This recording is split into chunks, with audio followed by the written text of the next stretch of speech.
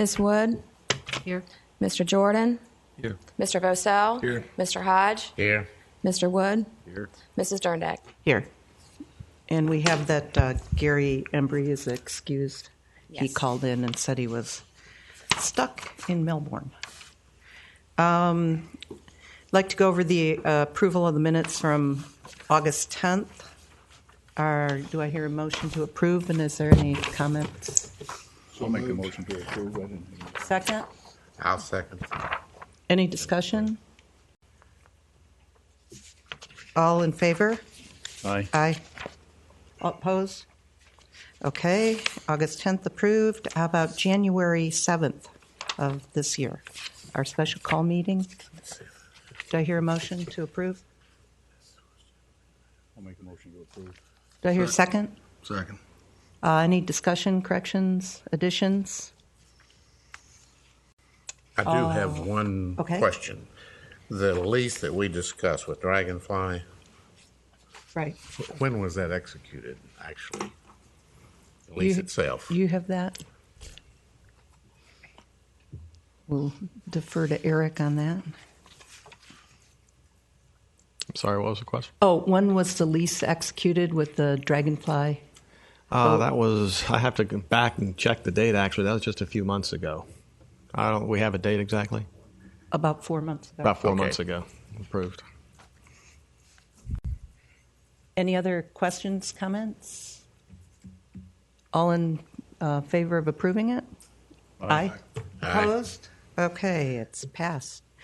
We have a special presentation today for a longtime commissioner, Mr. Bob Fox, who retired from the commission just recently.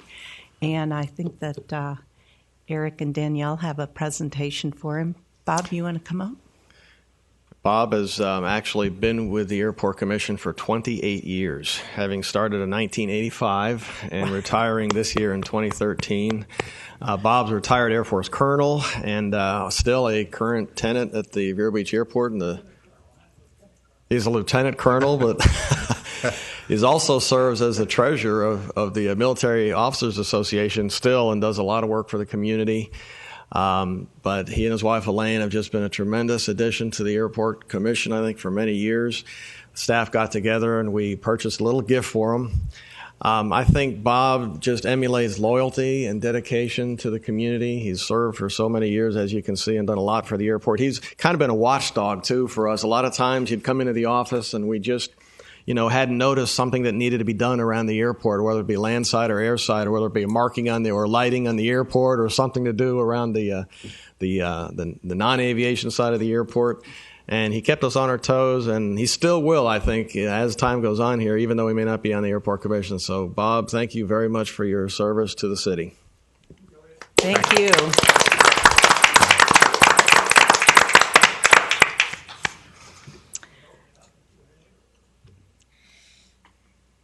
All right. Thank you again, Bob. Looks like I'm the only one left from a while ago. So before we do public participation, I think we have a couple new members since our January meeting. Well, we certainly do. Could we We've just been changing. It seems like every time we have a meeting. Introduce everybody and maybe tell us a little bit about yourselves. I think Oh, sure. Bill, You want to new? start down there with Captain Jordan, former Eastern Airline captain. Bill, he's been with the city a long time. Say a few words. Not a whole lot I can tell you that hadn't been in the newspapers.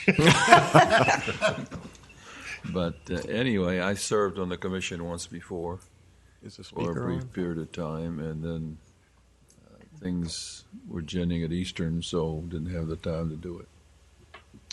That became a past. Bill, could you make sure your speaker's on your mic there? It should be a little. It is on? Okay. Can you hear me now? A little better. A little closer. How's that? Well, welcome to the commission. Thank you. For an Eastern guy, you sure talk quiet. Well, I suffered through Lorenzo. Yes, you did. And Buck, I think. Buck Vosell, I'm a local attorney, resident, aircraft owner, and tenant at the airport. Arthur, we know about you. Unfortunately. Skip about you. Yes. And we've got somebody else that's new. Mary Wood. I'm a local citizen. I represent myself. I work at the airport. I have 2 airplanes, a home built and a vintage 1930 biplane, antique biplane. Wow. I have a degree from Embry-Riddle. I've been at the airport 14 years. Great. Welcome. Thank you. Let's move to public participation. Is there anyone that wanted to get up and say anything?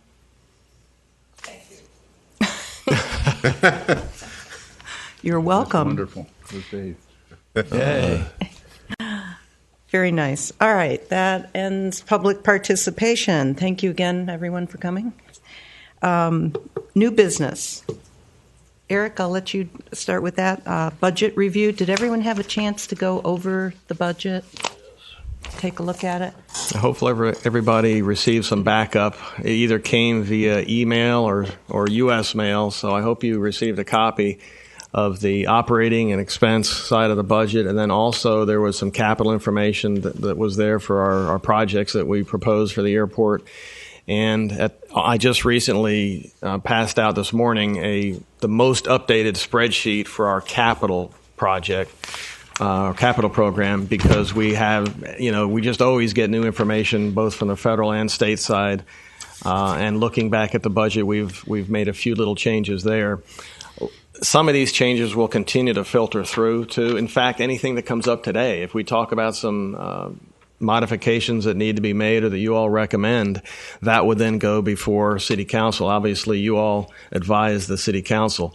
And the City Council will meet to finally approve the overall city budget in September in the 2 public meetings at City Council meetings in September. One on September 3rd and the second meeting on September 17th. So then actually on September 17th, that's when the fiscal 2014 budget will be approved pending those 2 public hearings. And again, there's room for changes even at those public hearings, so the final budget won't be approved till then. But what we have now has been through the approval of the city manager and has been through the budget hearing process with the City Council. So overall, the budget looks pretty good. We did find an overall reduction of 4% to the operating side of the budget. That included personnel and normal operating expenses. And we see revenues proposed to about stay the same, maybe a little increase, 1 or 2%. We are starting to see a little bit of a pickup in the general economy, and so we see maybe the revenues will at least stay the same. We're actually talking to 2 or 3 potential new tenants right now at the airport, and we hope that we'll see those leases take place, and we'll bring those back to you as necessary, probably at the next Airport Commission meeting in October. Are these commercial? They're non-aviation, non-aeronautical type leases. So we're trying to move ahead. We don't see as much activity as I would like to see, but we're holding our own. Overall, the operations are about 180,000 takeoffs and landings per year. At least that's what we're projecting for this year. That's up from last year of 160,000. So that's a little bit of an increase. Doesn't come close to our peak years of 240, 260,000 operations, but we're still getting fairly busy. We do see quite a few operations at flight safety, international type things. So that's all gone into our revenue projections. If you subtracted flight safety, what would the numbers be? Probably, 40% reduction, something 40 like that. Is all? Okay, that's right. Okay. Quite a bit of operations come from flight training, and a lot of that, majority of that is flight safety. So, but that does keep us very busy, and flight safety is a long-time tenant, been here since 1966. We have a long-term lease. We have an excellent relationship with the company, and we expect that they'll continue to operate at Vero Beach for many years. And, of course, many other businesses that operate at Vero Beach. We're very fortunate to have a good set of anchor tenants and a manufacturing plant Piper that's located at Vero. So as you can see, there's a lot of stability at the airport, and we hope that will continue. But whenever we do a revenue projection, we always like to be somewhat conservative. So even though we might see a little bit of a turnaround and an increase in the market, in the economic conditions, we still hold the revenue pretty much as the same, just assuming nothing changes. And we increased it a little bit for CPI adjustments. As you know, all our leases include an adjustment based on the Consumer Price Index, which every year usually is an increase. Lately, it hasn't been much of an increase, 1-2%. But still, that is factored into our revenue projections. Then on the expense side, we just look at those items line by line. I want to make sure that you all know that only about 15 to 16% of our operating expenses I can actually control. I mean, a lot of it's very fixed. Most of it is fees that we pay either the city or the county for services that they provide to the airport, whether it's landscaping services or road repair, drainage repair, police services. We have general administration services in there that we pay a portion of the salaries of the people that work in the general fund that serve the airport, such as the legal staff, which is a big and obvious use that we pay for. So a lot of those are not set by the airport staff. Those are set by the city and is put into our budget, and so we can't really adjust those. Of those that we can adjust, it's about 15 or 16% of our budget. And so we try to do what we can to keep those costs down. Overall, if you take a look at the budget, you'll see that our expenses actually have gone up for the year on the operating side, but down significantly on the personnel side, which gave us an overall reduction of 4% in our expense side. On the capital side, we're looking at a fairly robust year, 5 years actually, but this coming year is going to be very expensive because we're looking at renovating, rehabilitating runway 422, which is the crosswind runway at the airport. So that's about a $3 million project, and we have not yet received a federal grant for that, but when we do, that'll offset about 75% of that cost. And I can get into the details of why it's not 90 or 95%, but actually the federal government will only be funding about 75% of that project, which increases the cost that we have to then make up, and that's why next year is going to be an expensive year for the airport as far as the capital project. With the sequester in place, you and I spoke over the phone. The financing will be about the same. What we're doing is slide the implementation of improving the runway.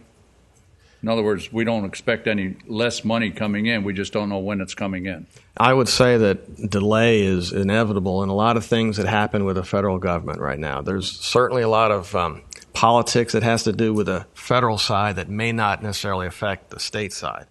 And we've been more successful, I think, in receiving state funding as of late. But when we have a major project like a runway, we have almost no choice but to go after a federal grant because the cost is so high. And the state has less money in general. So we do see delays. Sequestration, we're not sure how that's going to affect us. You know, we talked about it at the last meeting some, and it's kind of an unknown. But from just dealing with our local FAA representatives in Orlando at the Orlando Airports District Office, we know that we're programmed for the grants that we expect to receive in the rest of this fiscal year and next year. But we have not yet received the offer for some of these. So we just kind of have to wait until it happens. Same thing with the master plan. And we're going to have a presentation on that in a little bit. That is 90% dependent upon federal funding. We already have the state funding in place, but it's the same kind of situation. We don't know whether we're going to get the funding yet. I say it's a very good chance that we're going to get it.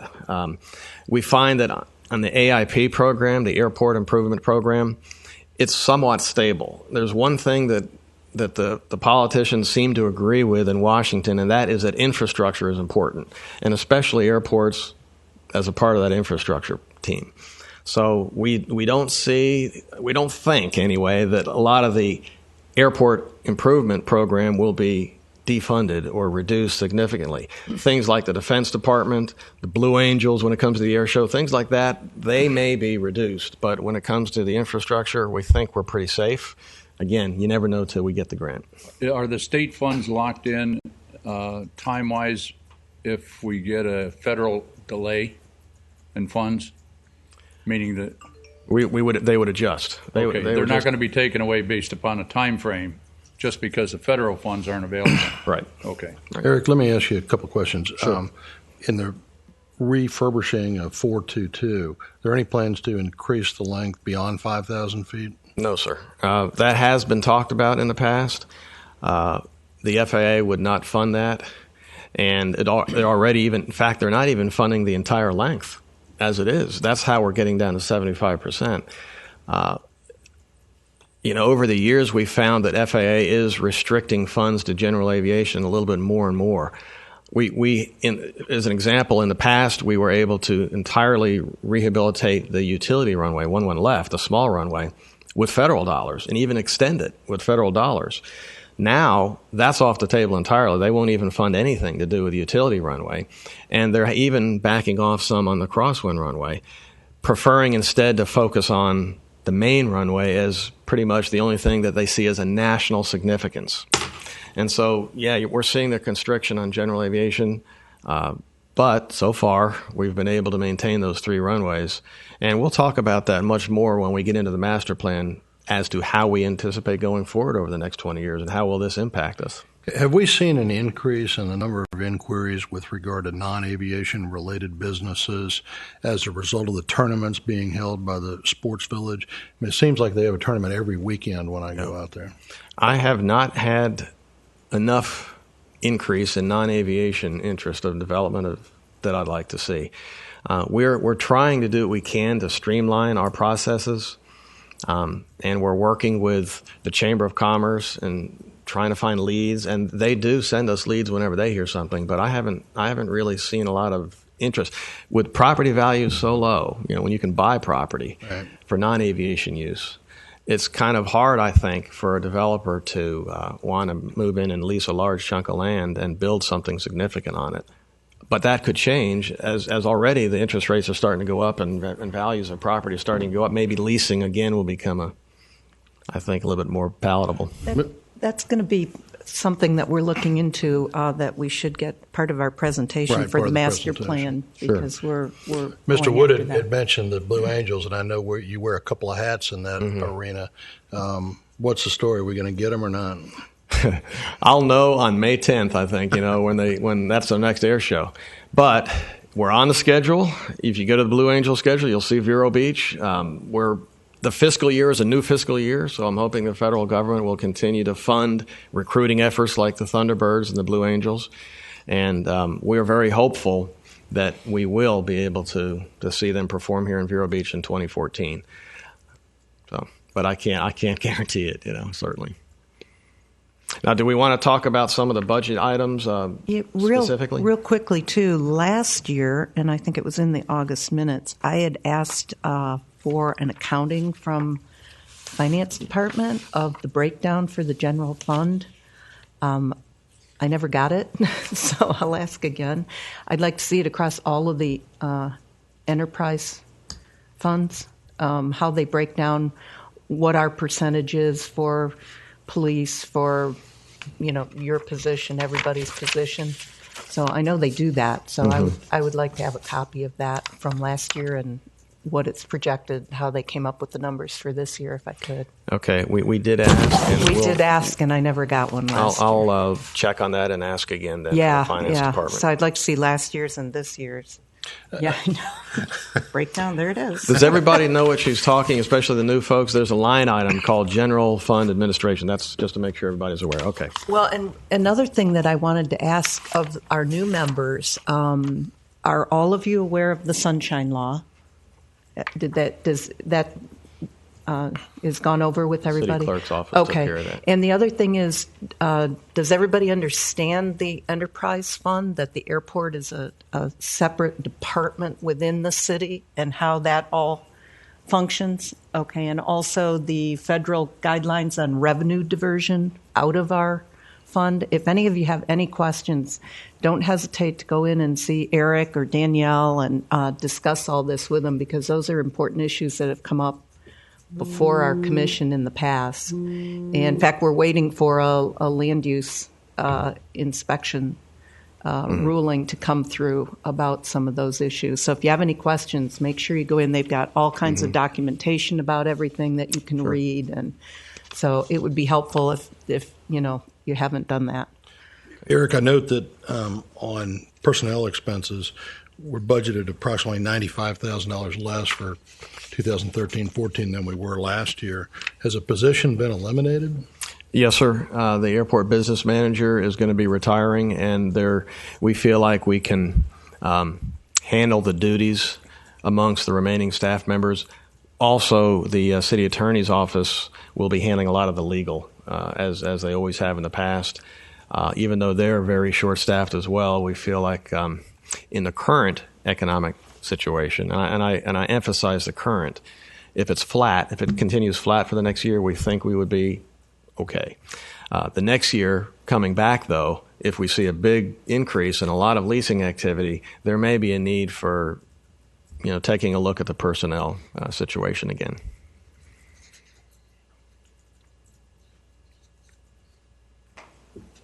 Any questions about any of the other line items or anything in the budget?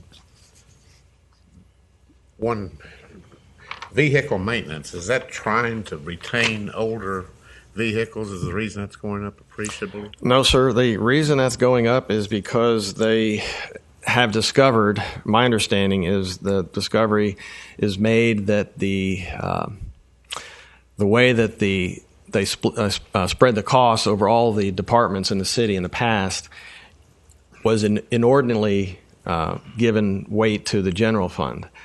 And so, in essence, the general fund, according to what I understand, was unfairly subsidizing the enterprise funds as far as vehicle maintenance. So now it's more accurately descriptive of what the actual cost is per department to maintain the vehicles that we have. We haven't increased our vehicles. They've increased their cost. And it has been a significant increase, but it hasn't just been for the airport. All the departments have seen an increase, especially enterprise funds, in order to cover the cost of their vehicles that the general fund funded maintenance department pays for. So that's my understanding, and I think that's fair. I can't. This is one of those things that I don't have any impact over. I can't adjust that number. Yeah. That number comes from the city finance director, and that in turn comes from the maintenance group that handles all the city vehicles, and it's spread across all the enterprise funds. I'd also like to get a breakdown from water and sewer on the environmental charges that they're basing their charge on this year, and the police. We saw it from maybe 2-3 years ago, but I'd like to see a current one. Okay, I will ask for that. Hopefully, I can bring it back by the October meeting for everybody. That's water and sewer fees, and that I think you specifically are referring to environmental cleanup. Right, the breakdown of how they arrive at that number. Okay.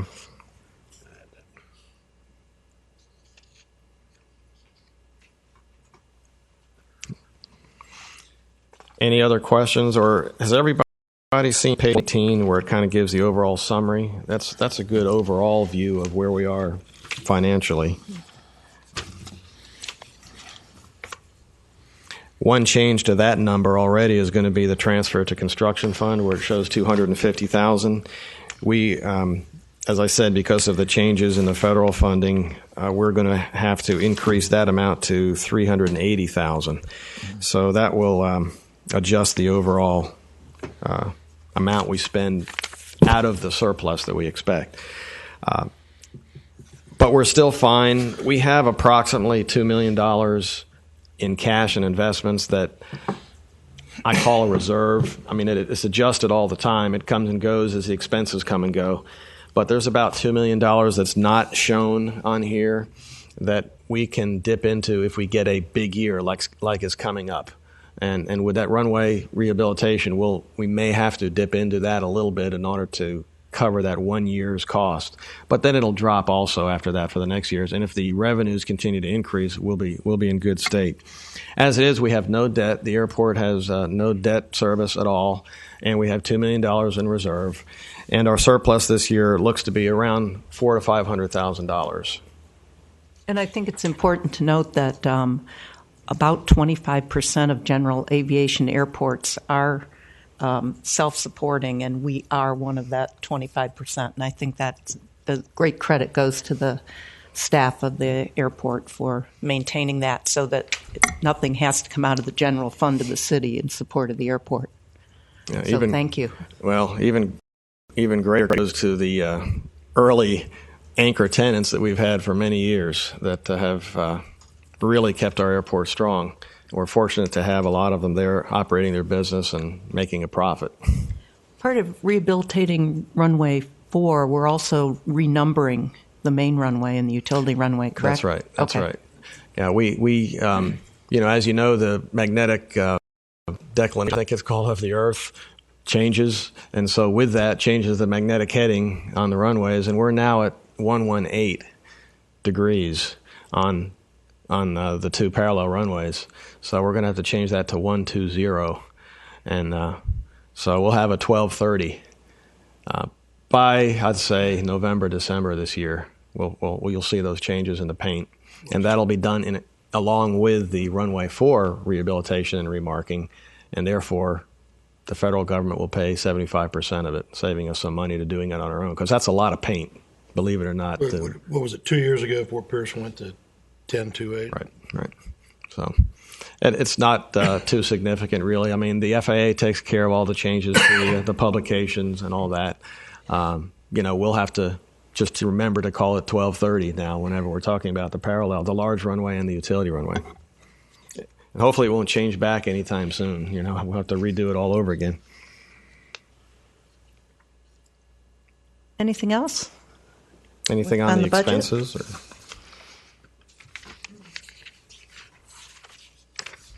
Eric, you have anything else on it? No, I think unless you want to talk about capital, let me just show you if you pull out that spreadsheet real quick.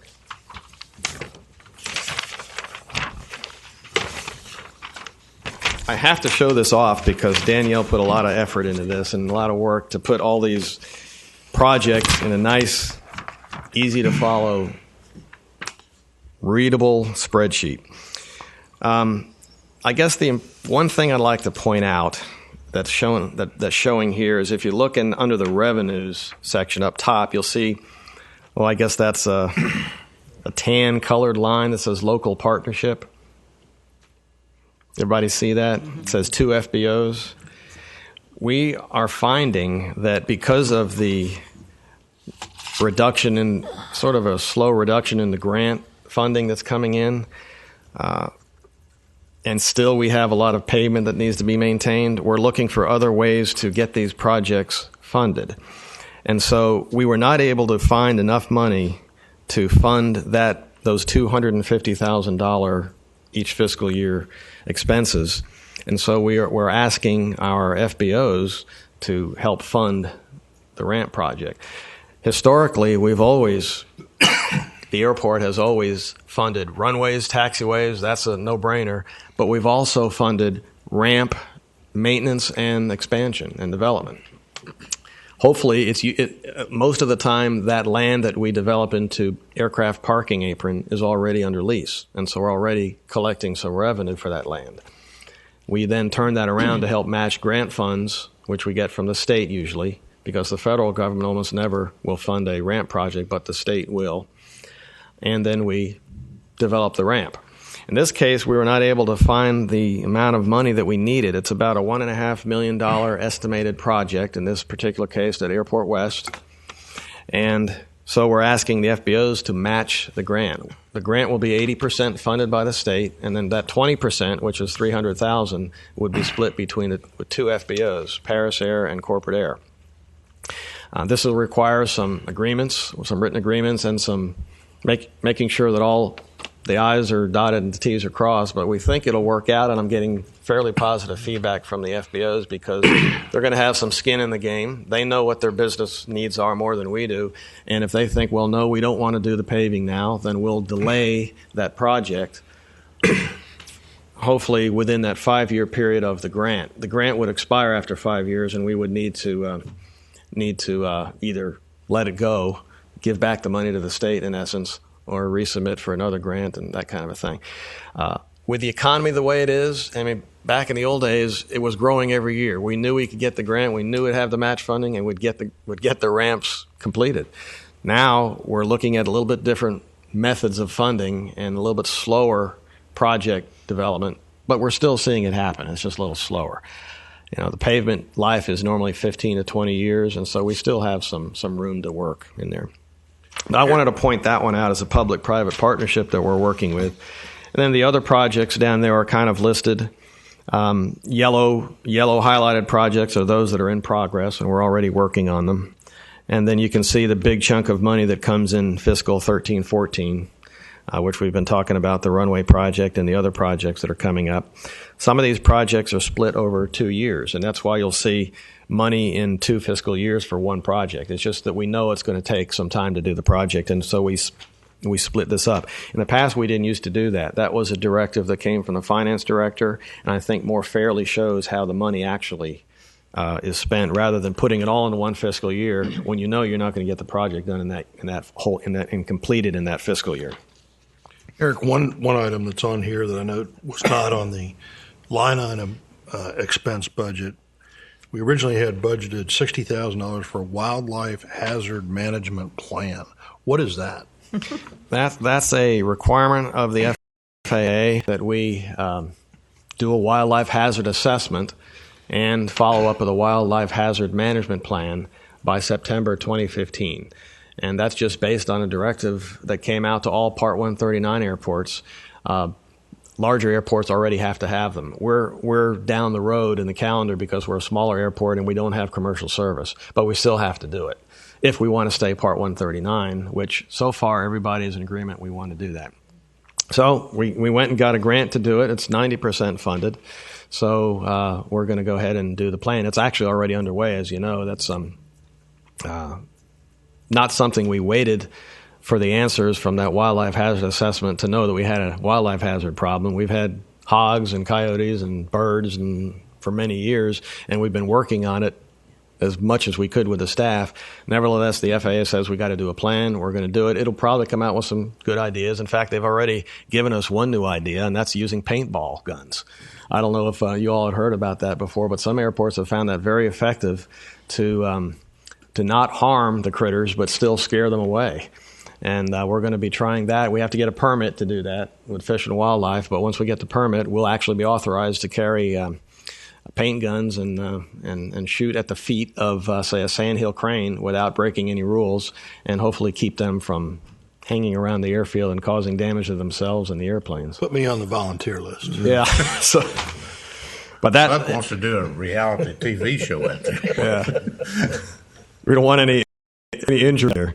But that's one of the things that came out of the wildlife hazard assessment. And so, it's hopefully worth the effort to have. Doesn't matter. We have to do it anyway.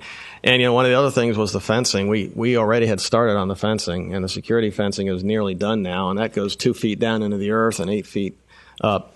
And that's already kept pretty much all our critters that crawl out of the airfield. It's just now the birds, and that's where the paintballs come in. Well, what was the difference between the old fencing and the new fencing? It seems higher. It's 8 feet versus 6 feet. And razor on the top. Yep. They both had 3 strands of razor wire or barbed wire. It's pouring rain outside. I almost really recognize that. But so it's 8 feet of fabric and then 3 strands of barbed wire and then 2 feet down into the ground to keep critters from digging under and getting into the airfield. In other airports that don't have that, what's the reason that? Money. We were very fortunate. I guess this is a good time to brag because had the opportunity to use funding that was left over from the operations facility. When we built that, we had $500,000 surplus, and it was either give it back to the state or come up with a way to use it. And the state was willing to convert that money to a security fence upgrade, saving us money in the future because we had that planned anyway for 2016 or 2017. And we were able to do it in advance, get it done now.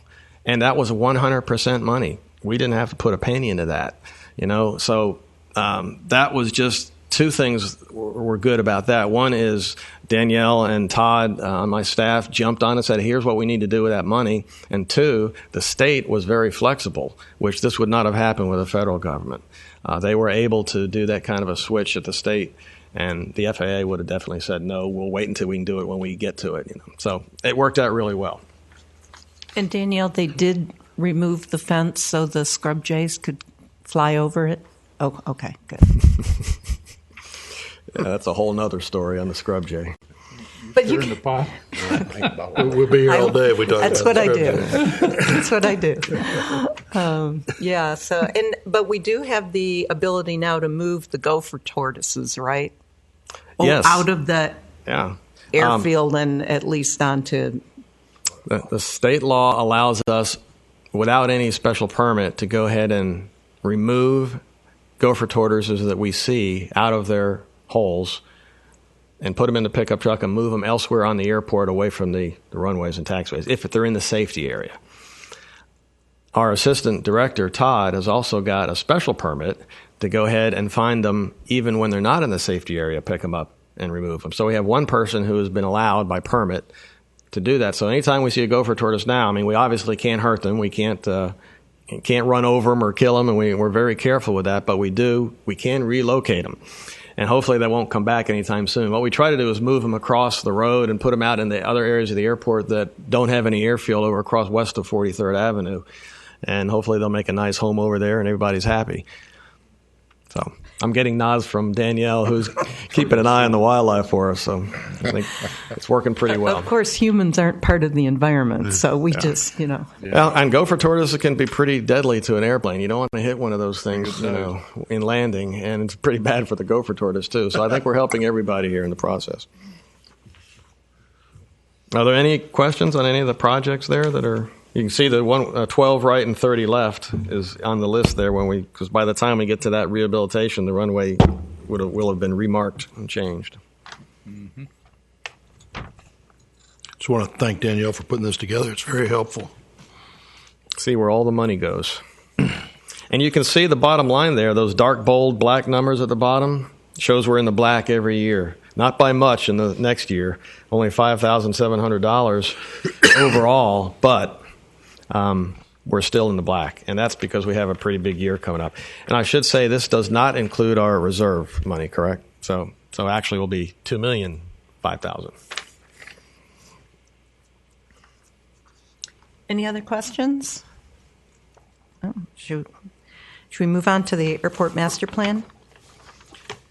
Okay, well, this is my opportunity to introduce to everybody Pete Ricondo, who is a principal with Ricondo and Associates, who has been selected to do our airport master plan for the next 18 months. We still have to finalize the contract with Pete and get city council approval to go ahead and pay him. So he's actually doing this as a freebie for us today to give us an overview of what's coming with the master plan. So I'll go ahead and turn it over to Pete. Thank you, Eric. Can everybody hear me okay? Well, good morning. As Eric said, I'm Pete Ricondo. I'm a Senior Vice President with Ricondo and Associates.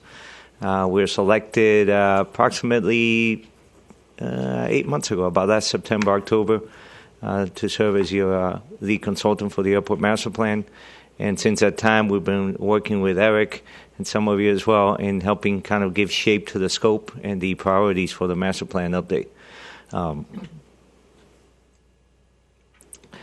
An overview of the study, beginning with the dollars piece, is an effort that is being funded. It's a three-way funding partnership between the city, the FAA, and the FDOT. 90% is coming from the FAA, hopefully, and then the other 10% are evenly split between the FDOT and the city. And the overall focus is to update the master plan that was completed for the airport back in 2000.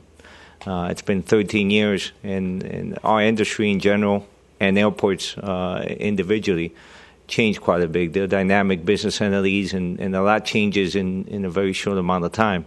So I'll venture to say that the master plan that was done back in 2000, I'm sure it did its job at the time, but it's time to dust that off and realign what the goals and the priorities are for the airport for the next 5 to 10 years. We are going to follow a process that I'll present to you shortly that's outlined by the FAA for master planning at airports. However, the FAA does allow you some flexibility to adjust that process as is necessary to make sure that it properly aligns and is responsive to priorities that the airport sponsor has for its own facility.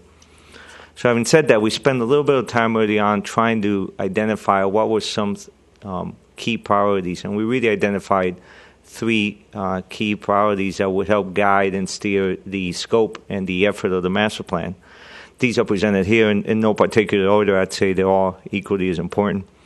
First is, there's been a lot of discussion this morning, and Eric, if there's something Eric has preached over and over since September, is absolutely protecting the self-sufficiency of the airport and making sure that the plan that it's laid out is responsive. It helps advance the airport and make the airport continually become better and better in a way that is fiscally responsive and doesn't jeopardize the self-sufficiency of the airport. Optimizing the land assets of the airport. Another unique factor besides the fact that the airport operates profitable is that the airport is land rich, meaning it has for a general aviation airport, it's a large airport. So making sure that we protect and optimize that asset, the land asset, in terms of land uses and in terms of the value generation that those individual parcels bring. And last but not least is preserving and promoting the environmental stewardship that has been here for the past few years. This flow diagram that you see in front of you is a high-level overview of that master planning process prescribed by the FAA, outlined in the advisory circular that's noted there. It's a sequential process that really begins by inventorying what are the existing conditions operationally, what are the physical characteristics of the airport. We know right now that the runways that we would inventory today will be the same runways with different numbers in a couple months. So we begin with an inventory of what we have. We'll then go through a process of forecasting activity for the next 20 years, get the FAA's approval of those forecasts before we move further in the master planning effort. Then we do a rigorous capacity and demand capacity analysis, compare the forecast activity to what are the existing facilities on the airport.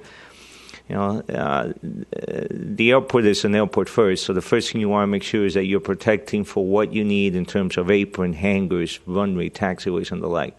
So that's what that process does. It starts laying out the framework of what needs to be, how much of the land needs to be protected for those functions over the 20-year horizon.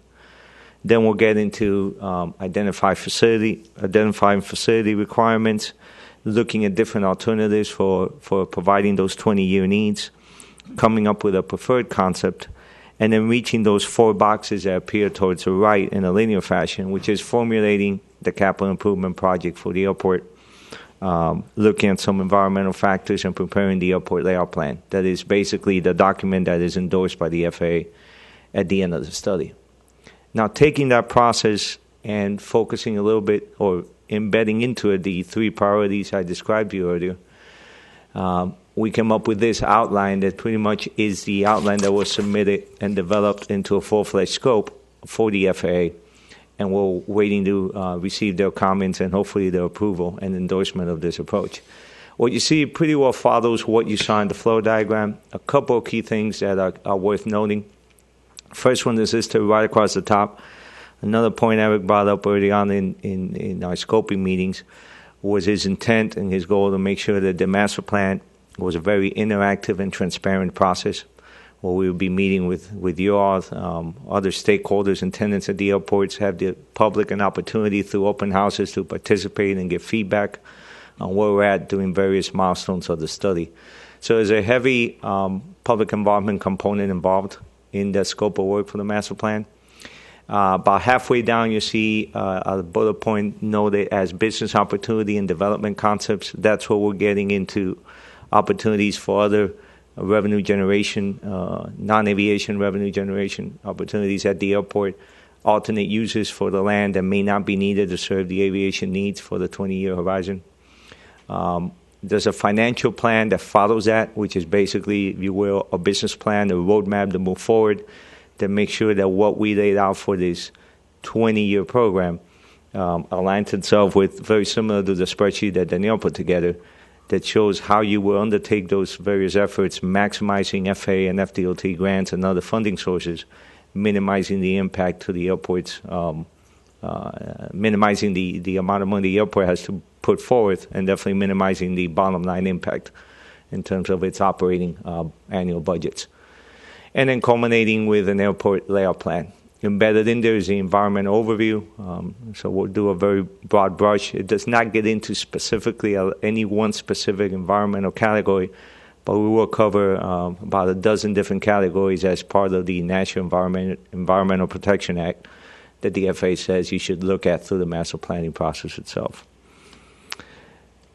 When you put this into a bar chart, as Eric alluded to, it's about a 16 to an 18-month process. Right now, we're anticipating a start on or around the beginning of the fiscal year, October 1st. 16 or 18 months beyond that, you're looking about the first quarter of 2015, where the study will be completed, submitted to the FAA. FAA will take about 60 to 90 days to review and make comments, and then we'll finalize the study at that point.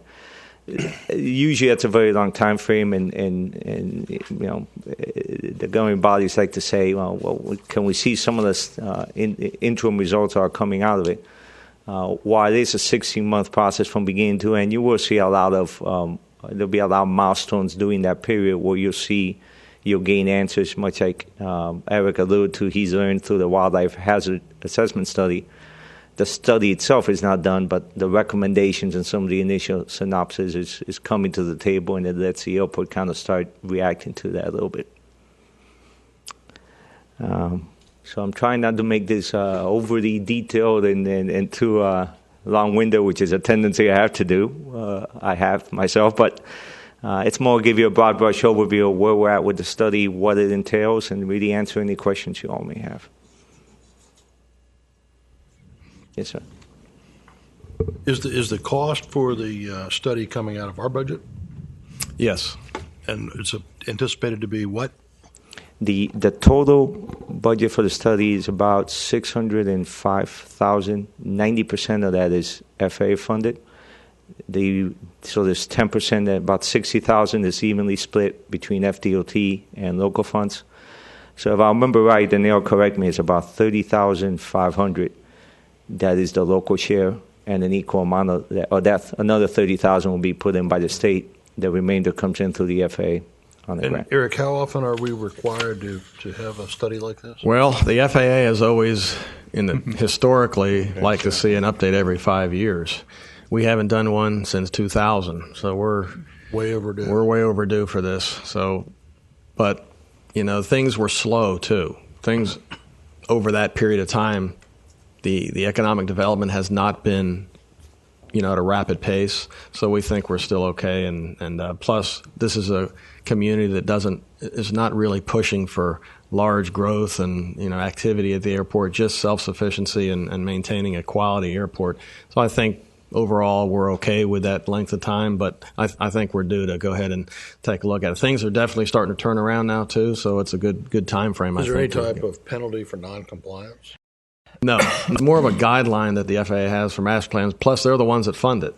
So if they really, wanted us to, just like with the wildlife hazard, if they were saying you have to do one, they would also have to fund it, and we would start it 10 years ago or 5 years ago. But with general aviation airports, I find also they don't push them as much as we're an active commercial airport that really is seeing a lot of changes like that. You'll see them more often. And in fact, I think Pete just did one or is working on one in Atlanta. Isn't that correct? That's correct. So I mean, there's a dynamic airport that's changing a lot quicker and might see more frequent updates to their master plan. I'd like to point out, as Pete did, that we have a fairly large airport here in terms of property. And while the airside sort of takes care of itself and the master plan does specifically address that, I think Eric and I kind of pushed the master plan to include the business plan type of sustainability within the confines of the master plan because that's what funds us. And to me, having a sustainable business plan for the airport is as important as having runways that are functioning. That's taking care of itself pretty much. But we have a lot of non-lease property, and that's what I'm hoping that a lot of this will get into, kind of establishing where we would like to see the airport go. As I've said in the past, I'd love to see Aviation Boulevard be more retail consumer type of that would take advantage of things like the sports village, move the industrial type things up to the north side. We've got 750 acres up there with nothing on it. So I think we have a lot of opportunities with this, and that's why Eric and I kind of pushed for including a business type plan for the airport so that we aren't just sort of haphazardly plopping buildings down here and there, especially as we hope the recovery comes and we will have more interest in property being leased. So if anybody has any comments about that, because we kind of took it upon ourselves to sort of push that direction. I don't think people realize, unless they've seen it from the air or they've exported on a motorcycle before the fences, how much property we actually have. Mm-hmm. To what degree is all that north property accessible from 41st Street? I mean, is there any barriers on getting in there? If somebody wanted to develop on that side? Physical barriers? No. Just build a culvert across the ditch. And right. You're there. That's certainly developable. I mean, that land has to fit into the city comprehensive plan too, and is currently designated as conservation. So that if land were to be developed there would be a process that we would need to go through to make sure that was removed. That designation was removed and changed however it needed to be. Maybe some of it would remain conservation, some of it would be freed up to be developable property, but that would have to happen. And that's one of the things I think we would look at in our master plan process. And then also the state law actually requires the city comprehensive plan to include a review of the master plan in its process. So it'll all tie in together, we hope, in this review. Oh, that two pieces to the whole, two overriding pieces to this. I think the timing of it, coincidental or not, works out pretty well. I think it's, our economy goes through peaks and valleys, and we can, maybe we're apprehensive saying we can see it, but we can feel the turning in a positive direction. So going through a process now to define how you're going to respond to hopefully what is some prosperous times ahead over the next year should position you pretty well to hopefully be just at the right time in the right place, and understanding what are the things regulatory or from an infrastructure standpoint that you want to do to facilitate the opportunities from the non-aviation side. The other point I'll raise is, and Eric's a bit humble to it, but in pushing the business planning component to it, FA, besides becoming a funding partner in the process, has suddenly gotten very interested in this master plan because it breaks the norm from a traditional master plan. It gives for the GA community, the GA airport community, a business plan that has the business planning component to it, and I think they're looking forward to seeing the end product, so they can say, hey, this is a study with funded that becomes much more practical from just a study that defines a picture, but a study with a picture and a roadmap that's fiscally prudent. Yeah, we're going to be a little bit on the cutting edge here, which I think is a good thing. I mean, we've already demonstrated the willingness to be on the cutting edge with the TSA this year, when we were one of 3 airports that were selected to be involved with the Transportation Security Administration's tabletop exercise that they did with 3 general aviation airports in the country, one of which was Vero. And we want to do that also with this master plan, more or less to encourage other airports around the country to see what can be done with a general aviation airport and be successful in retaining their self-sufficiency. I know, Jim, my boss here, would not want us to be on the general fund payroll. We want to make sure we stay self-sufficient and do that for at least the next 20 years, at least till I retire. Then after that, it's up to everybody else. But I think we're going to try to keep this for a long time, and got a good opportunity to do here. And I really want to see a lot of engagement, not just by all of you on the Airport Commission. And it might be some work, and I know you're highly paid as volunteer airport commissioners, but we're going to need some engagement on this, looking at all the workshops, and that's why we have a lot of public involvement. But it's not just for the Airport Commission, also for the public who will be at these workshops and will have their 2 cents and will be able to say how they want this airport to go for the next 20 years. I think it's interesting, too, that the FAA considered a financial plan a novel concept, financial sustainability. They're concerned about environmental sustainability and everything else. And yet the most important thing that I see is being able to pay for your airport. And it just was a great surprise to me that this is a novel concept to an FAA master plan. And I'm just really glad that we push for this and that they're willing to take a good look at it, because I without financial sustainability, you can't have an airport. So Yep. I'm thrilled that they're interested in seeing where we take this. Since when has the federal government ever had financial sustainability? Well, exactly. It's just not a And the way that was probably even more interesting is that it's not one of the 75% of the GA airports that operate in the red that's moving forward. Is a proactive move by one of the 25% airports that has pioneered that. Right. So It's gonna be a good project. Also, you might let the commissioners know a little bit about the public workshops and how often we might have them and what goes on at them, just to let us all know. Yeah, we've and I'm going a little bit of memory here. I believe we've got a minimum of 4 milestones dispersed throughout the process, and right now we've placed them at points that make sense to us. Like early on to kick off the study.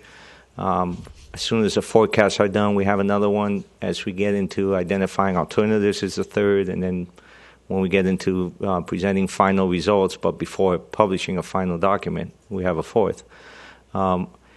We've structured them to be, I think we've called them more of an open house setting. What I mean by that, they're intended for us to come in and give an overview of what we're at, what's been presented, but then quickly convert it into almost like workstations and opportunities for the public to sit down with our team and express their comments, concerns, questions.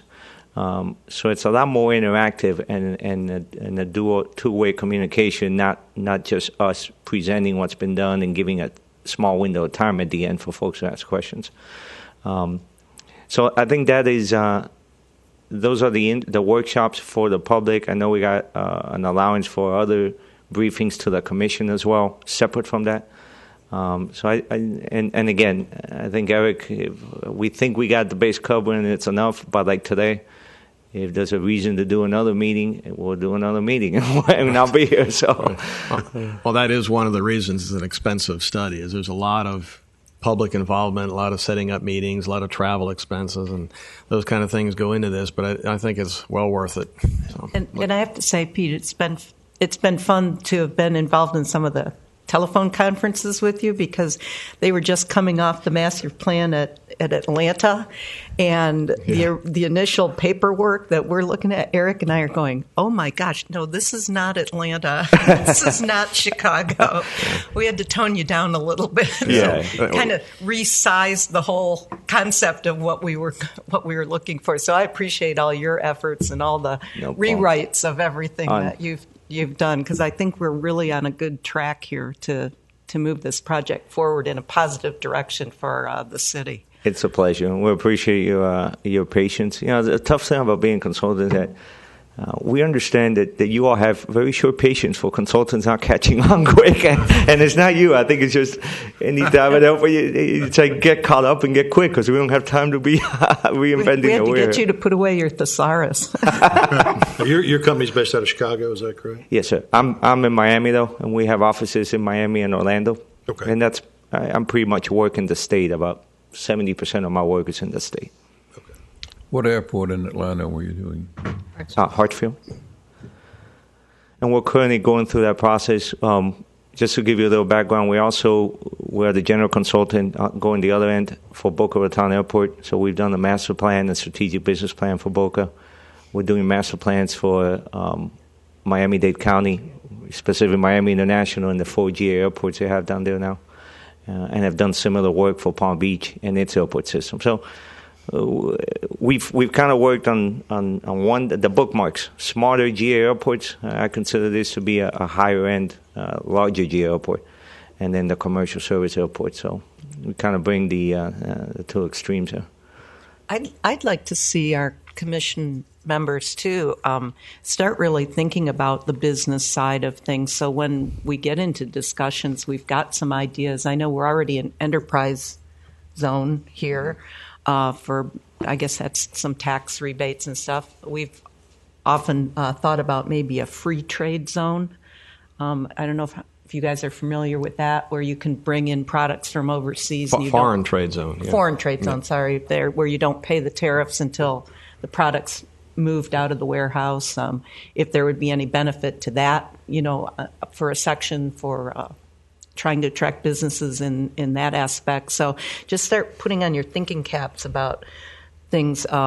We definitely know we want to discourage residential development underneath the runways, like some of the stuff that we have that's still zoned residential over here. But all of the land use planning around the airport, hopefully the county will be involved because they clearly abut up to part of the airport. So I don't know, how do we include them in Sure. invitations to, I want to make sure that they're kept apprised of it too, because they're, right next to us. So Pete, what's your basic software application that you're going to use? Will it be so it can be interactive in the event? Let's say we get really fortunate and we get another opportunity for somebody like Piper to come in. Yep. That would change everything very, very quickly. Well, not quickly, but say in 2 or 3 years. Yeah, that's a good question. Our philosophy is always every product, every piece of paper we'll produce over an 18-month period is city airport property. So when we get to the financials, the work we do, whether we usually do spreadsheet models are in Excel because they're easy to transfer and update by the airport sponsor. Drawings are going to be more in AutoCAD, and we'll convert it to a platform that Eric can work with. But as we get through the study or at the end of the study, we'll make sure that the deliverables we give to Eric are in a format that we become living tools, if you will, right. So he can update them as he needs to. And once you're a client for life. So if you forget some American 5 years down the line, you need table X from whatever, and we didn't give it to you at the time. It's always going to be available, but it's usually Excel and AutoCAD will be and Word will be the Microsoft Office tools and AutoCAD. I just didn't want to have to pay another $600,000 in case 3 years from now everything has changed completely. Yeah. As far as where we go, that you're entitled to everything that we produce. It's all stored on beta. Yeah, right. Accessible by everybody. All right. Well, we'll move upward and onward on this. We expect a grant to be received hopefully in August, and we'll bring that for acceptance through the city manager and city attorney to the city council. And if that is accepted, then we, as Pete mentioned, we will anticipate a notice to proceed sometime at the beginning of the fiscal year. Lastly, it won't be the last time I say it, but it gives me a pretty good forum to say it for, at least if I haven't said it already the first time. We thank you for the opportunity to work on the study, and it's been a pleasure working with Eric and with yourself, Mr. Mendak. So hopefully there's more to come, and I'm sure I'll say thank you again throughout the study. Thanks, Pete. Thank you. thanks. Hey. Eric, you got some updates on old business. Oh, I don't have anything under old business, but I can. Are we going to skip down to airport directors matters, or did you have anything under the chairman's matters or anything? Just the chairman's matters. We all got the proposed dates for 2014. Did anybody actually want to try and decide when we're going to meet for a year? I know I can't. That's too far out. Yeah, I'm with you guys, but I mean we can wait. We're tentatively scheduled for October 3rd. Yes, ma'am. Okay. That'll be our next Is that next is meeting. everybody okay with October 3rd? I prefer to schedule things that far out You do? because I have ladies and gentlemen in black robes that set my schedule. So the further out, the better. I personally thought of option 3 is fine with me as far as that goes. But if we don't want to Yeah, I set them think right that's now, the way I that's saw fine. it too. Option 3 is good. So just go ahead and schedule everything right now for option 3. Yeah, even Fits if we set the meetings and we have to change it later or have a special call, that's always doable. At any meeting, you can always rechange Because I'm- but we need to have something set up. I think the majority, or I'm understanding the consensus is that we would like to have quarterly meetings set up. Okay, so we're thinking we've got our 3rd coming up Right. now, and Right. then we would go to option 3 schedule. And then the next Is meeting that- after Which that. that still could change because the November, I'm not sure if the days will be available, so that might have to change to December. I mean, that one, the holidays are hard to, Yeah. especially a year out. Would anybody have any objections of sliding that 3rd to the 10th? I know it's a long ways out. I'm going to be out of town. This October? I'm not even going to be in the state. Yeah. No, for This October. for this October? Right. I'm going to be in the White Mountains on the 10th. So On the 10th? have a nice meeting. I'm just feeling Flat Rock. I'll be there next week. Well, we'll just do whatever we can with whoever's here. October 3rd? Yeah. Just leave it? Yeah, I won't Okay. be here. That's all right. You guys won't miss me. Did you mention you were not going to be able to be here? I don't know. See, that's my problem. I don't know what I'm doing later this afternoon, so. But no, we'll just leave it October 3rd, and we'll go from there. And then option 3 is the consensus for setting Yeah, up just dates? for setting that up, and if things need to change, we'll Okay. just change them, and we'll try and do it as far out as possible. Okay.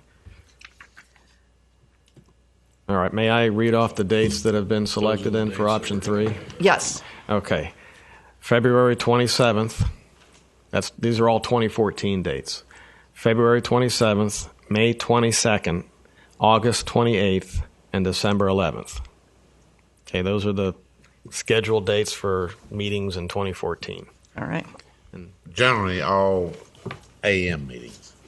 Yes. Is that correct? Yes, they'll all be at 9:30 in the 9:30. morning right here at City Hall. Now, we also sprinkled in there may have a couple of the The airport The- master plan, the that'll master be separate. plan Some of them will be here. workshops. So that, Yeah. so that may alter some of our schedule Or too. be in because addition. if we meet and then there might not be, we can conduct other business at the same time. Okay. Is your show the 5th and 6th, Eric? Yes. Okay. Thought I had that off. All right, know. and they're all at 9:30. I know that you said Pete had came up here today for free. I was wondering how many of those you had in you. Yeah. It's built into the budget, I can assure you. You can bet on that. I don't know if there's really anything for free, but Pete has been great to work with. We've done a lot of teleconferencing and talking back and forth just to get the scope ready that had to be attached to the grant application so we can get the money so we can. Did you guys all see the scope of work? It was like Yeah, 85 pages long or got something. it on here. And there'll how be many more to times come. did we read that like 3 different times because we kept Yeah. trying to tweak it a little bit. So And I expect to send more paperwork your way during this master plan, so get your reading glasses ready and should be interesting. I'd like to throw out a question to the whole commission here. Spoke briefly with Eric about it. We have some non-aviators on the commission, and we may have some that aren't current. And we have a whole new era coming up with this next gen of how the airspace is going to be used. And we have a new evolution of aircraft coming online called light sport airplanes, which I've been flying one of those as well as some turboprops. And would it be worth the Airport Commission's time to have a presentation on the future of the airspace? And how would it apply to our airport only? No, but I mean, who would present it, sir? We haven't decided. Eric, I was going to just chat with Eric or whoever. We'll decide that.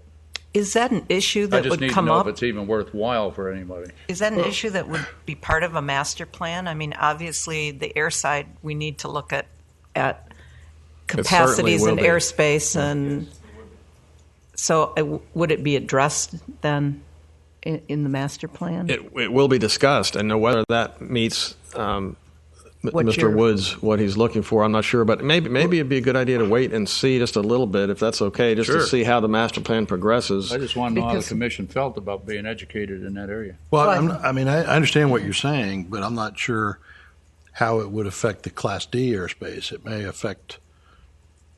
I'm not sure either until we get somebody to present it to us. Right. I think we just need to wait and see what it is, and then if we need to have a meeting, that'd be. Because we just had a wonderful presentation at the FAA safety team seminar on Thursday by a Garmin regional rep on ADSB, and it's pretty much going to change everything. Everybody's going to be able to see everybody for a change. Right. It's also going to cost me. It is. And there's a lot of airplanes out there that are not going to be allowed in the airspace, and we need to think about that. Would you like that same? Maybe you could call them and ask them if he'd do a presentation on October 3rd or at a future meeting. That's same person that did the FAA safety meeting. You'd have to expand because it's primarily about air-to-air recognition with a certain piece of equipment. Of course, he's a Garmin rep, so he's going to sell you Garmin. Just get you thinking about that. My husband and I are working on a month of ForeFlight. ForeFlight is that's what I use, and it works with Stratus, which is different than Garmin. The Stratus has a new version, Stratus 2. It's I think $799. It's quite expensive, right? But the ForeFlight is $79, and it provides us lovely weather. It has so many features. It's clear. It's easy to use. Yeah, I use it with my iPad and the LSA. This is great for pilots, for non-pilots. Yeah, it sounds like it might be outside the realm of an airport commission meeting per se. That's the only thing that my concern is it going to impact the airport per se? And that will be dealt with through the master plan process. Which is what I'm thinking, if we can wait and when it comes up and we discuss the airspace, because certainly the master plan revolves around the airside activities primarily, and then we've expanded it to include our financial sustainability. But if it's not really impacting the airport, I think, like Eric said, it might be a little bit outside our a little premature, maybe realm. Probably. I mean, Next Gen has been talked about now for 10 years, and the FAA is, because of funding and being a huge bureaucracy, is dragging their feet, in my opinion. It's taken a while to get going. I guess it is coming, though. And well, there's a mandate. There's a law. Yeah. So I don't know. I think Pete, that'll probably be looked at because all of that is included in the overall review and the master plan. So if that's okay, we'll just continue that process. And at any time, though, believe me, you all will be involved, and there'll be workshops. We can add, subtract. We can go into more depth on different topics. That's the time probably to introduce those things. Eric. Under Airport Directors Matters, I was going to quickly go over a few items.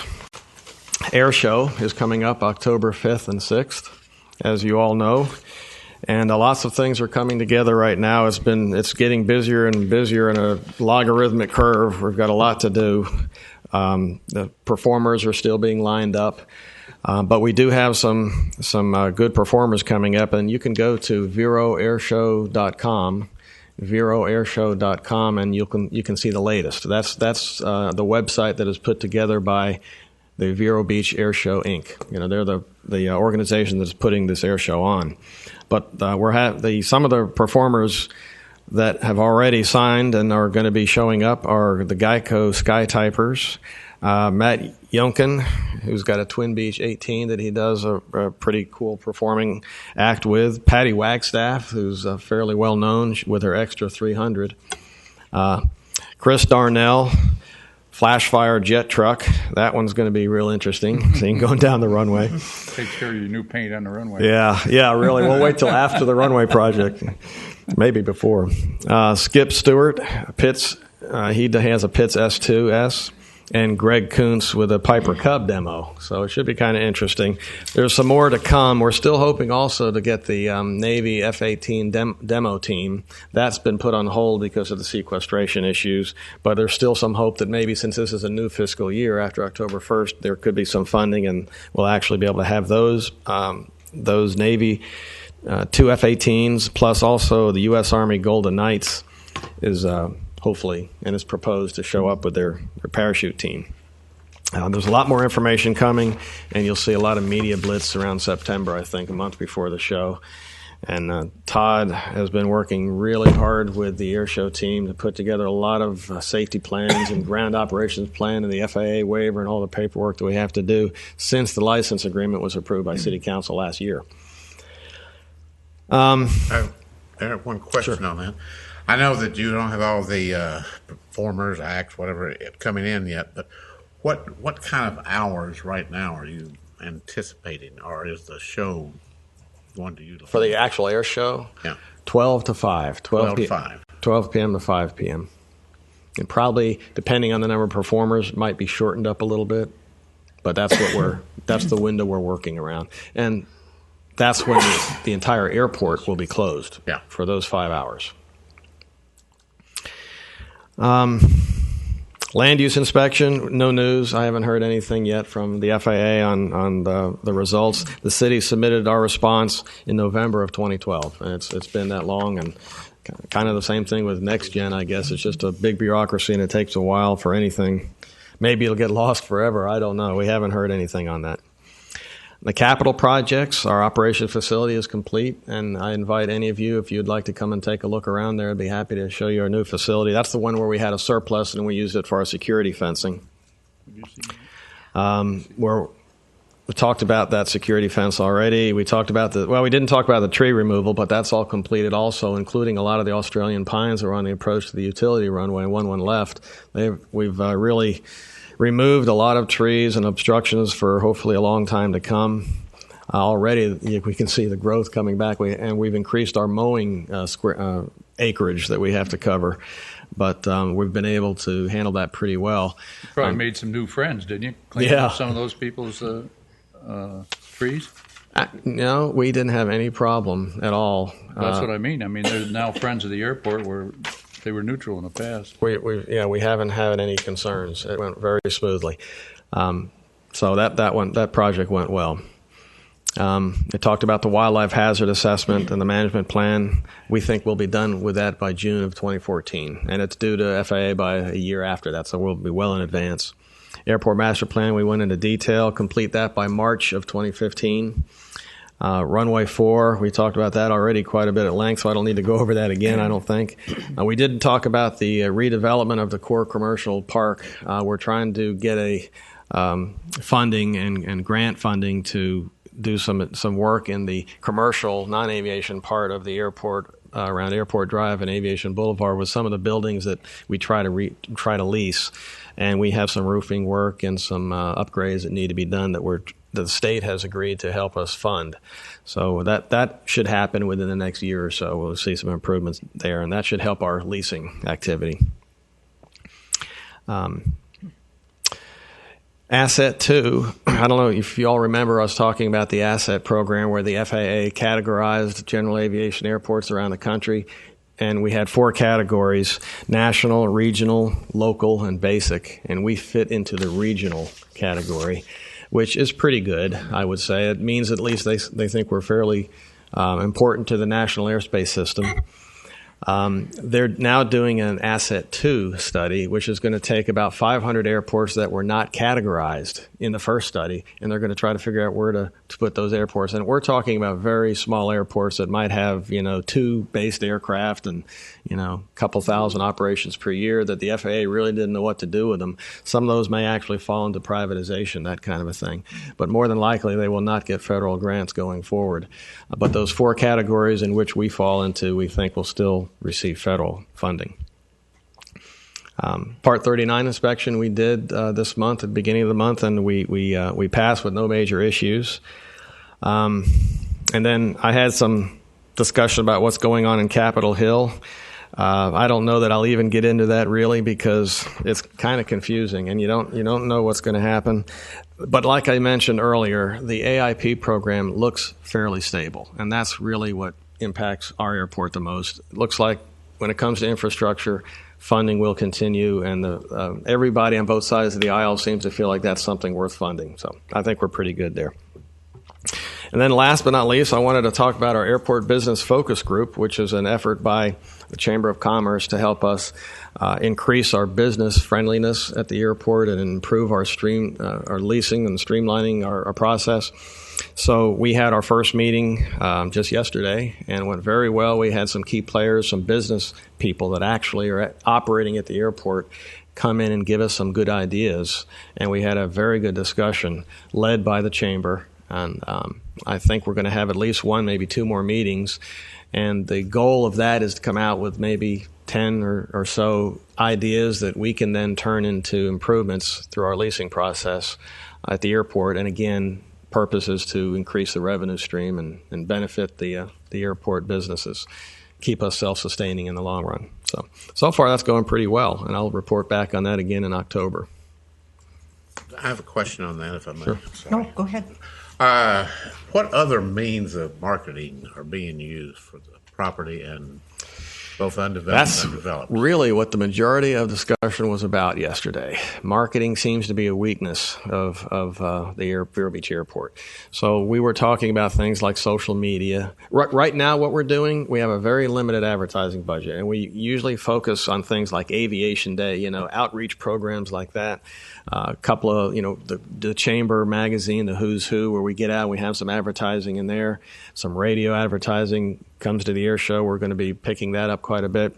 And I might say, as an aside, that the council did agree that we needed an increase in our advertising budget because of 2 air shows in 1 fiscal year coming up that I'm going to need some to help out a little bit to make sure that we have an attraction there.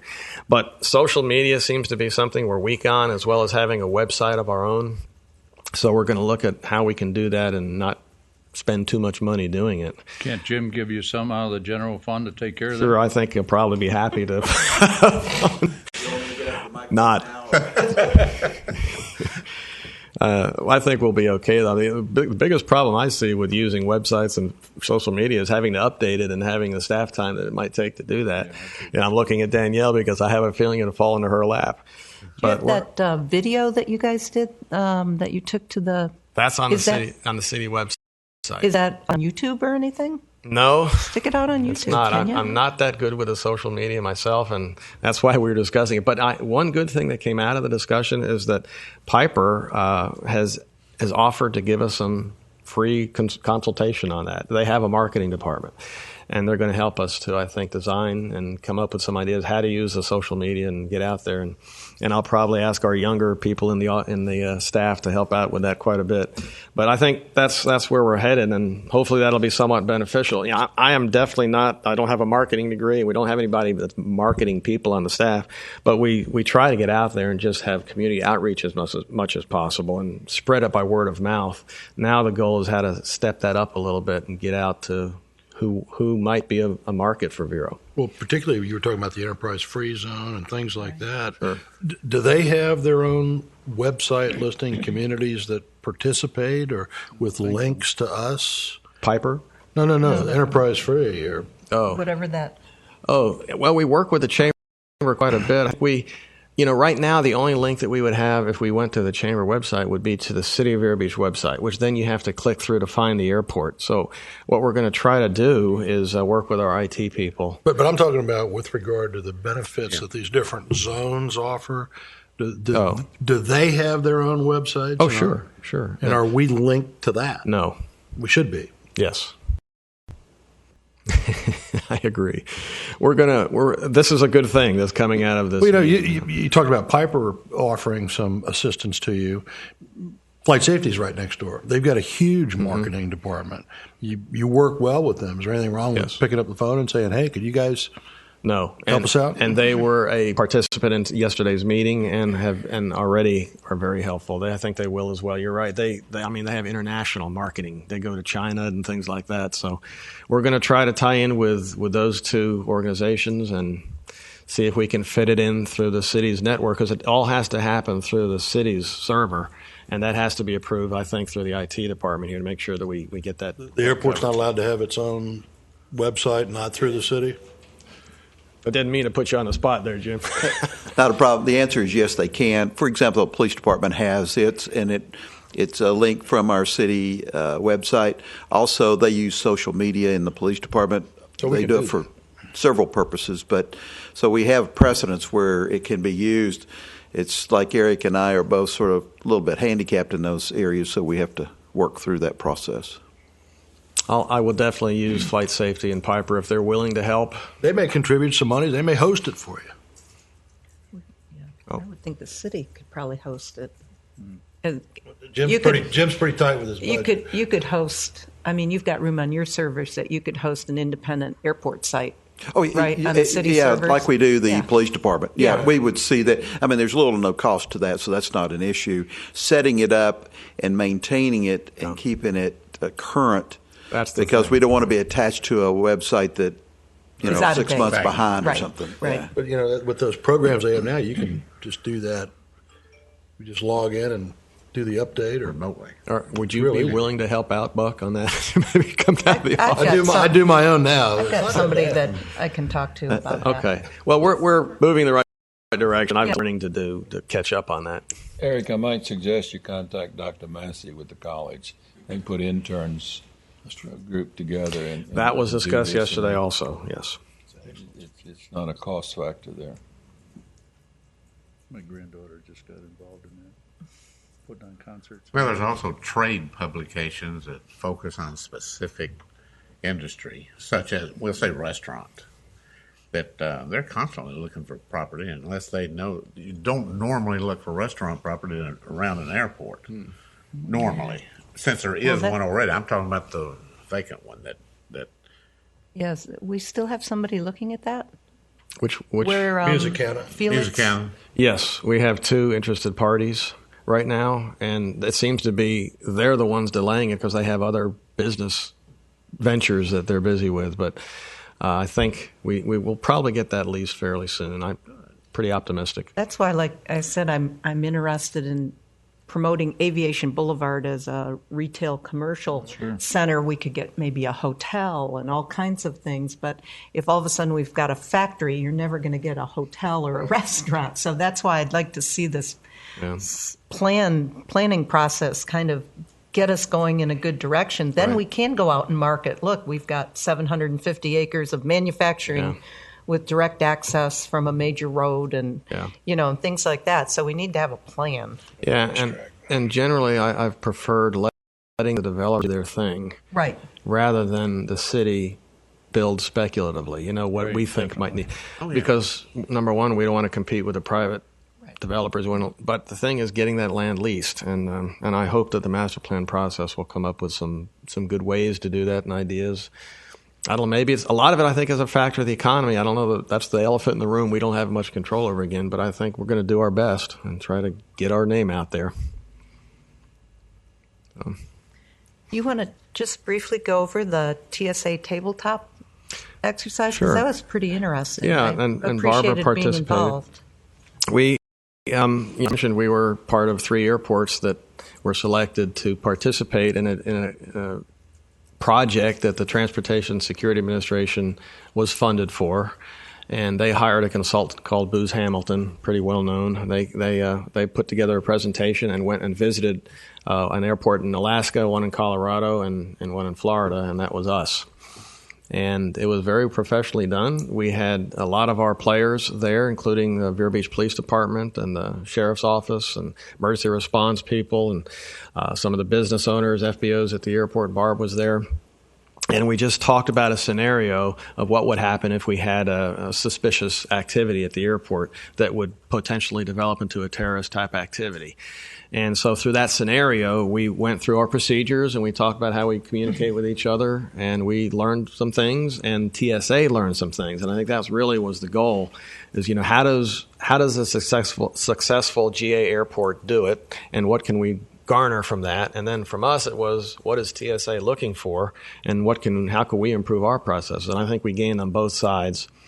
And we just received the draft report back from that, Barbara, and I'm supposed to make comments on it and then send it back, and then we'll get a final, and then I'll be happy to send it out to the entire airport commission so you can see what TSA reported on our tabletop. But I think it was very worthwhile. I was a little skeptical at first. Big bureaucracy coming in to tell us what we can and can't do, but I think it was very worthwhile and turned out for the best. Yeah, I thought what was really interesting was TSA, FBI, the people up in Washington that receive all the emergency calls and stuff. FEMA? No, it was who was the group where you make the phone call?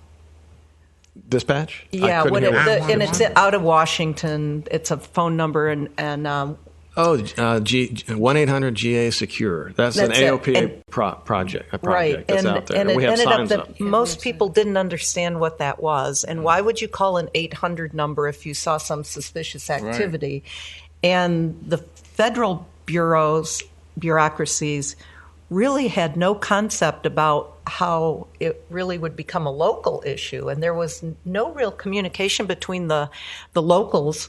And we kind of recommended that the police department be the first people to call, because they're more equipped to make a determination about whether something is actually a suspicious activity, and that those should be the numbers that are on the signs, not some nebulous 800 number that you don't know who you're calling and you don't know what you're talking about necessarily. But it was really interesting because the FBI was, well, we can't tell you. It would be a secret. And I'm like, well, if it's a secret, then how are we supposed to solve the problem? Yeah. And I think that it was pretty revealing that there's a total disconnect between what goes on in the federal bureaucracies and what happens at the local level where the event was supposedly Who's taking responsible for it? place. And I think their eyes were kind of opened too, because there was such a big disconnect, and the police department's like, well, why wouldn't you call us? We'll talk to you, or if something's potentially going on. We know our area, we know our airport, we know the people. And it was very interesting exercise because it just seemed there was this huge disconnect. I'm surprised that you're surprised that there was a disconnect. But what the disconnect was it was they wanted to be super secret. Right. But then if it's that secret, how are you going to solve the problem? Right. If you see a bunch of guys running around out there with machine guns, you're not going to say, what's that 800 Yeah, number? what is that 800 number? 911. Yeah, so it was pretty, because you could see first they were real like, well, we can't talk about that. We can't give away our processes. And the police department's like, well, just call us. Yeah. And I thought it was pretty, interesting. It was very interesting, the whole thing. So hopefully they got some ideas too, because if they keep it all up there and it never gets down here, you're not going to stop something. Well, we just got the report, and I haven't had a chance to review it yet, but I will do that. And we'll get the final one. We'll send it out, and hopefully that'll have some of those comments in there, because I know you made quite a few comments there, and I hope they took them to heart. And vice versa, we learned from them as well. And I did misstate that number. It's 866 GA Secure. 866. I don't want to, since it's in the public, if you call 800 GA Secure, you won't get anything. You won't get the right thing anyway. It's 866 GA Secure. I don't know what those numbers work out to. Well, even the police department said they didn't know what those signs were. Inside the and they're all around the airport. Yeah, it's on the fence. Yeah, so Just a little clarification.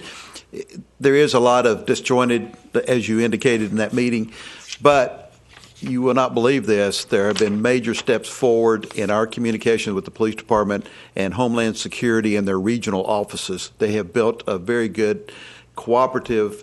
It's just when you get into the Beltway that you have your major challenges, and they are trying to centralize, but we do get a lot of notices from their regional offices, and I just don't want anything to be printed that says that, we're totally disjointed, because we do have some.